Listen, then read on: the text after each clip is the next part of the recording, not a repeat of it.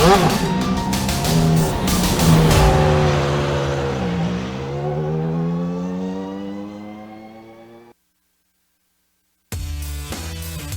the history of iRacing, cars have come and gone.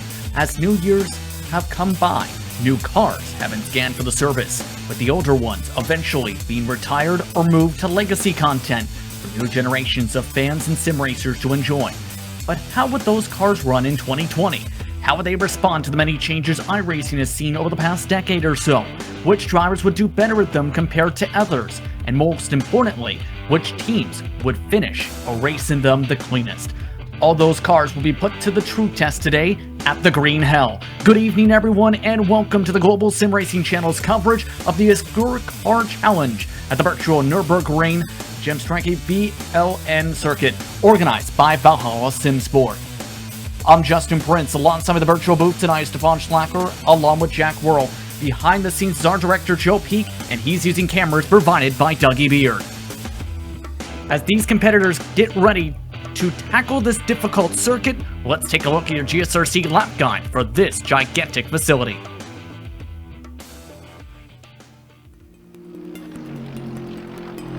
Welcome to the Nürburgring Nordschleife.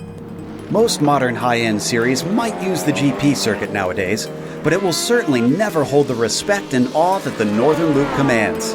Though it can be and is usually used in conjunction with the Grand Prix circuit for competitions in real life, here on iRacing, drivers can harken back to a time gone by and just run the 13-mile behemoth this place is known for. Nicknamed the Green Hell by three-time F1 world champion Sir Jackie Stewart, it is often regarded as the greatest test of a driver anywhere on the planet. Just looking at the stats will tell you why. More than 150 turns and close to 1,000 feet in elevation will pass you by in a single lap.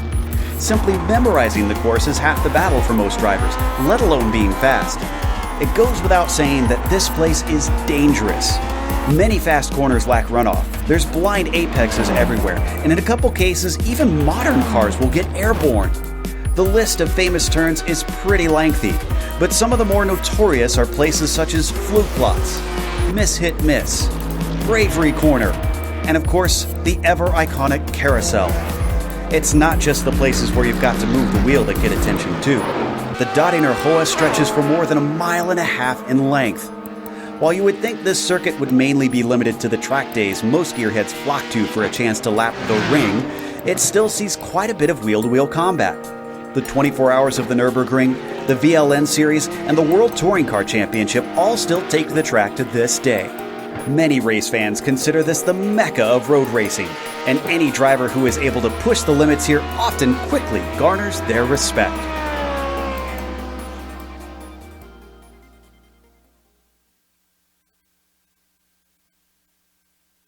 That was a look at your GSRC lap guide for the Nürburgring. Now, as these competitors get ready to go, let's bring in first Stefan Schlacker, and this track is expected to be a mammoth of one to try and tackle. Not just because of the circuit itself, but the distance, Stefan, for this race today. Oh, most definitely, Justin, because we have a massive, massive track here in front of us. 24.37 kilometers or 15.18 miles in length, if you prefer that. 165 turns to memorize for either 24 hours, 4 hours, 6 hours, or just a short little fun endurance race like we have here today in our Obscure Car Challenge. The main problems that are going to be obviously the very low grip GP track, which we only have the VLN version of, so they don't have to race the full track, but also obviously passages like the Mutkurve or the very long straight down Döttinger, where everything still can happen, like we even saw today in the real Nürburgring Langstrecken series. So these guys really have to be careful over all the distance, because there are a lot of cars on track and a lot of different classes, so they also have to manage their multi-car skills here with this very, very tight track. Speaking about track, what is actually also the race details check that we have here today? Well, the race details we have for you here at the Obscure Car Challenge.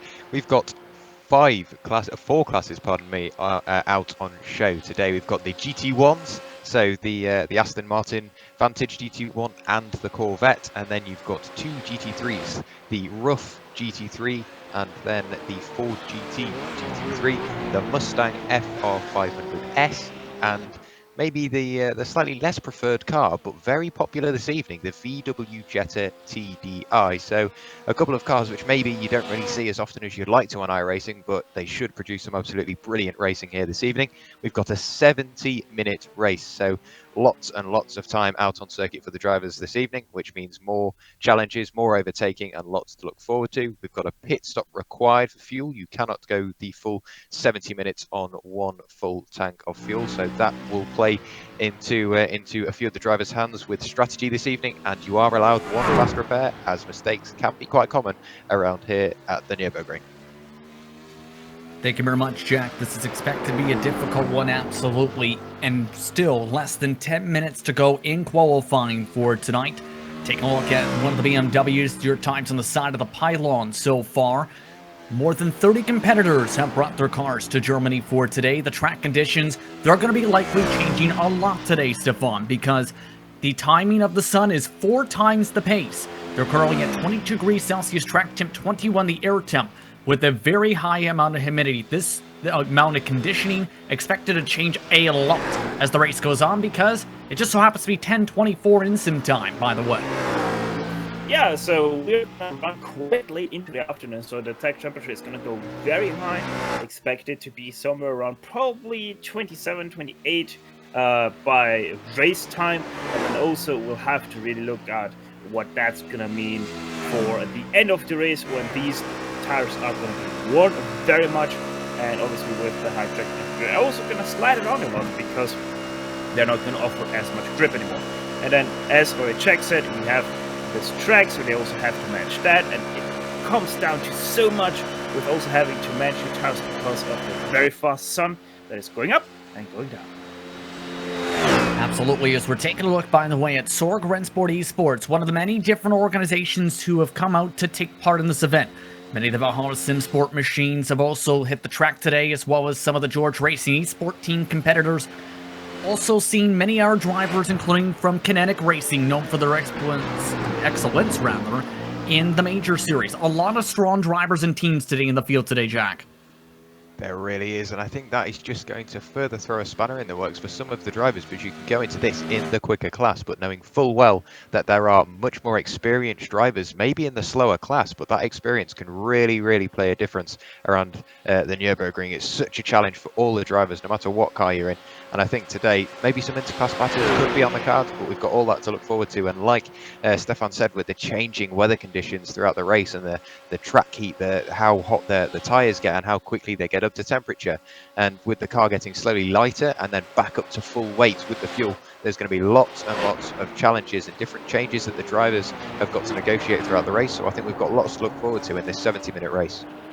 I think so too. We're looking, by the way, at David Ferrari currently making his way around the racetrack. The lap times for the quickest cars in the GT1, 7 minutes 41 seconds for the pole time. For FTR Esports, with Jeffrey Bunk behind the wheel. Then the fastest time in the GT3s is Sorg-Rennsport Esports, who are looking towards in their respective class. Then there's a couple other cars, 2 specifically in the Mustangs, with Rash Racing on top of that board. And then you have the Jettas, which just so happen to be led by, Stefan, your favorite team name in the field today. It's one of the Grip Hacks cars, JJJ, driven by Jake Johansson. Yeah, so really, really nice rhythm there as well. JJJ kind of sounds like a song, if you're honest, a little bit there. But Jake Johansson most definitely quite atop the field right now, 3 seconds up. And then Team Gustavo, which is just that one driver, Gustavo Ciarfarani, he is another 7 seconds ahead of the double 7, which is another couple of seconds ahead of the 7. So really interesting dynamic there in that field right now. And Jack, based on your experience, especially with this type of racetrack, what do you expect to be some of the best passing places and best opportunities, rather, for these competitors if they want to try and move forward in the various classes? I think the opportunities are very much varied across such a long circuit, but you've then got to think about the bravery of the drivers and maybe the skill they've got in the car and the trust they've got in the car. So I think the Dottingerhohe is probably one of the more preferred passing places because it's a nice easy straight. You can get in the draft and slowly pull alongside and get the move done before the S's, and then going into some of the really heavy braking zones I think is a good place for a lot of the drivers just to show off their skill and talent on the brakes and their trust with the other drivers as well. So there's going to be lots of different variation this evening on where we see drivers overtake and where we see drivers maybe pull out of the move, but we've got all that to look forward to. And with now 4 classes out on circuit setting their qualifying times, we're really going to get an insight into how much trust these guys have got in the car and maybe the pace we're going to see throughout the race, because we're already seeing lots of different pace differentiation just by looking at some of the lap times. So going into the race, it's more or less in the unknown. We'll have an idea, but we've still got all that to look forward to. Now, to put this in perspective, your pole time for the GT1 classes is 7:41.407 we talked about, with the FTR Esports cars 1-2 right now. The slowest time of the class, 8 minutes 5 seconds, 0.430. Among the drivers yet to set a time is such as this in Kevin Feely and his Ford machine. What are some of the danger zones, Stefan, if you're trying to, say, get around some of those drivers to try and gain positions or get around lap traffic? Well, most dominantly, it's the first section going into the Nürburgring Nordschleife, of course, all the way, I would say nearly all the way to Flugplatz. That's really hard to get past. Flugplatz, the first time before that, where you can really pass one of the slower cars. And then once again, all the way to Adamberg, Schwedenkreuz, obviously. That's a very good spot afterwards. Then it once again gets a little bit tricky down the section after that,